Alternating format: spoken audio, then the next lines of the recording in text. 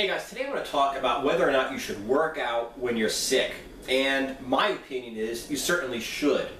Now, that goes against what a lot of other people say, but bear with me because I'm going to explain to you why I think you should work out when you're sick. There are two ways to look at this. One of them is like the short-term way of looking at this, and the other is the long-term way of looking at this. One of them is the physical way of looking at this, and the other one is like the mental way of looking at this.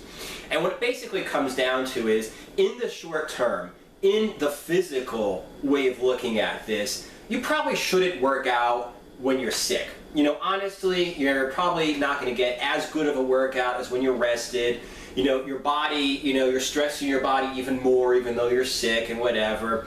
You know, and that's one way of looking at it. Like, this one workout is not really going to help you short term. You probably shouldn't, it would probably be better to just to lay around, and take a day off. Okay, that's the short term way. That's the physical way of looking at this. Now look at this from the long term way, or like the mental way of looking at this. Most people don't work out consistently. Most people don't work out hard enough. Most people don't work out and talk about how they're overtraining every single time that they have to push themselves, okay?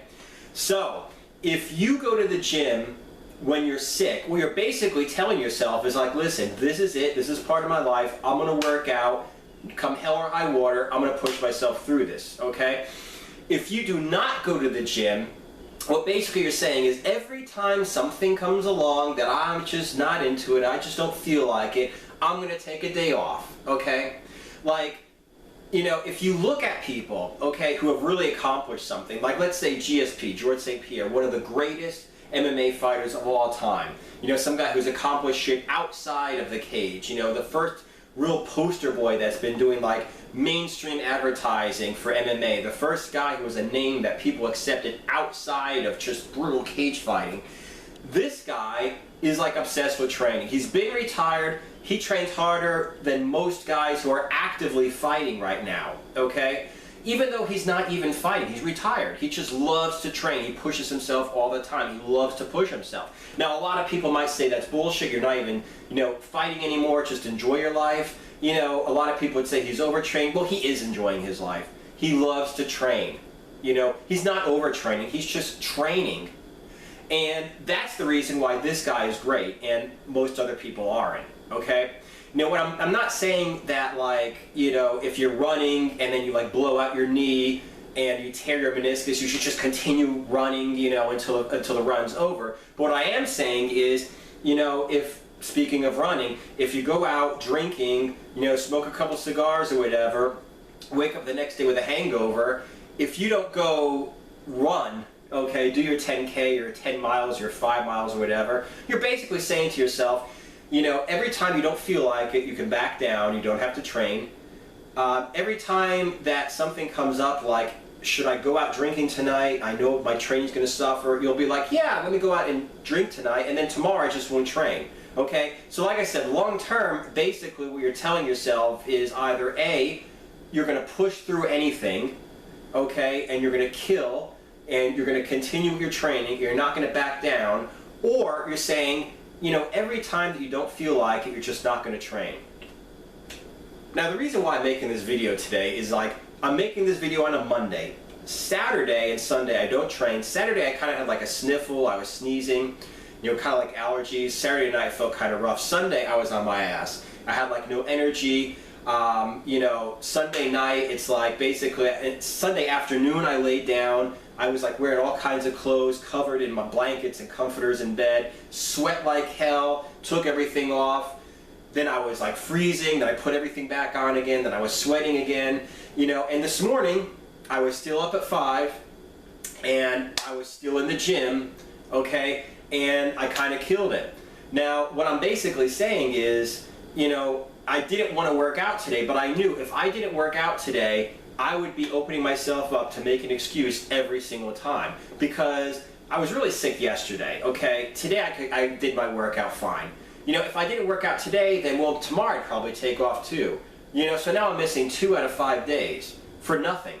You know, I basically went in there and I was like, listen, I'm just going to go ahead and do my plyometrics and do my burpees and do my calisthenics. And if something comes up that like I can't do it, you know, if I'm doing like, let's say 10 reps of a plyometric and I just have to lay on the ground in between, you know, my plyometric push-ups, or if I do my burpees and I have to do like burpee and then take 2 minutes rest and then burpee and then take 2 minutes rest, you know, fine, that's what I'm going to do, but I'm going to complete my workout. You know, and that's basically the way I suggest. You know, if you're lifting weights, maybe go ahead and be like, listen, I'm going to do the same sets and reps, but I'm going to use just 135 for the bench. I'm just going to rep it out, you know, or I'm just going to go ahead and use, you know, whatever, 135 or 225 or whatever squats and just rep it out. You know, let's say you do a lot of cardio. Like, I don't do cardio, I don't lift weights, but let's say you do cardio on a machine. I'm going to run for 20 minutes. Now, if I can't run as fast as I normally run on the treadmill, it doesn't matter. I'm going to run as fast as I can for 20 minutes. If I have to walk, if I have to crawl, you know, I'm still going to stay on the treadmill for 20 minutes just to get the discipline up, to keep working out.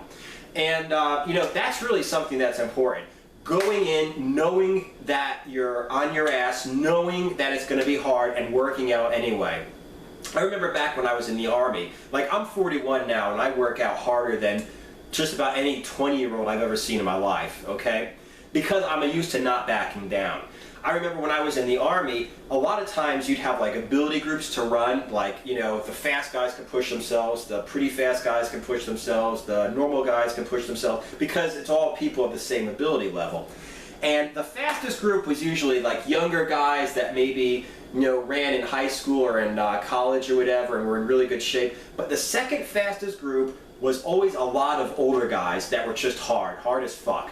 You know, there are guys that were like, listen, I'm older, this is not going to be easy, I'm not going to back down, and they ran hard and they ran fast and they outran a lot of the other kids. You know, they were always, like I said, like the first or second ability group was a lot of older guys.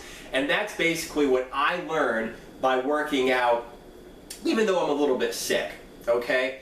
You know, like I said, you basically learn that no matter how hard it is, no matter how bad you feel, if a challenge comes, you're going to accept it, you're going to crush it, you're going to give it everything that you have.